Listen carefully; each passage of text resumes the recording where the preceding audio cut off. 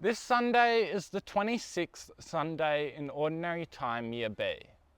This week's second reading is the last of 5 in a row from James, and like last week, the message is that those who want to be first must put themselves last. This Sunday's Gospel is a selection of quotes from chapter 9 of Mark, including an optimistic comment that Jesus made to John.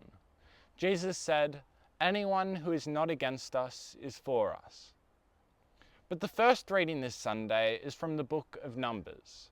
The book of Numbers is the fourth of the 5 books of Moses, the Jewish Torah. So the book of Numbers is the 4th book of the Old Testament.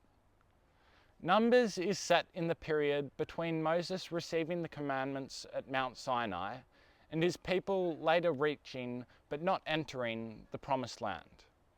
The book is called Numbers because it includes a census or count of the Israelite men of fighting age at the beginning of the book and another towards the end. In 1975, on a hillside just south of the walls of the old city of Jerusalem, an archaeologist named Gabi Barkay discovered the remains of an old Christian church and a grave.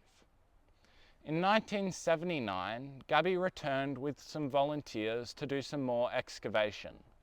The volunteers were 12 and 13 years old, members of an archaeology club. The group discovered a number of caves that had been used for burials, but the caves had been cleared out and used for storage many years ago, and there were no artifacts left. One of the 13-year-old volunteers, a boy by the name of Nathan, was very enthusiastic and he was irritating Gabi a little bit. He kept tugging on his shirt. Gabi gave Nathan the job of cleaning one of the areas to make it ready for photographs. Gabi told him, "Make it as clean as your mother's kitchen." While he worked, Nathan used his hammer to tap on the floor of the cave. He discovered an area underneath that had been hidden from looters. Nathan went and tugged on Gabi's shirt again. Inside the cavity that Nathan discovered were items of pottery, arrowheads, glass, ivory, gold, and silver, including 2 tiny scrolls of pure silver. And it was those 2 scrolls that might be the most precious items ever discovered.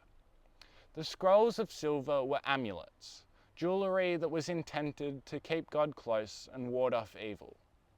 It took 3 years to unroll and read those tiny silver scrolls. And written on the scrolls were these words in ancient Paleo-Hebrew script: "May the Lord bless you and keep you.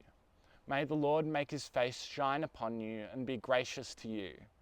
May the Lord lift up his face to you and give you peace."